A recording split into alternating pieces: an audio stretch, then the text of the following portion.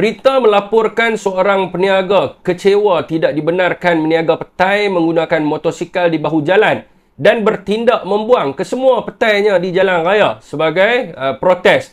Jadi pertama sekali, saya ni adalah penggemar petai. Jadi yang keduanya, ada beberapa konflik di sini yang menyebabkan perkara seperti ini lazimnya berlaku. Ya, jadi pihak berkuasa tempatan ataupun unit beruniform ini bertindak mengikut undang-undang dalam melaksanakan tugas harian mereka. Manakala golongan peniaga pula menuntut kepada budi bicara. Jadi saudara, budi bicara juga akan timbul pertikaian di antara peniaga ni, di mana mereka yang membayar sewa dan juga mereka yang berniaga secara rembo ni. Jadi orang yang bayar sewa akan bertikai lah orang yang berniaga secara rembo ni.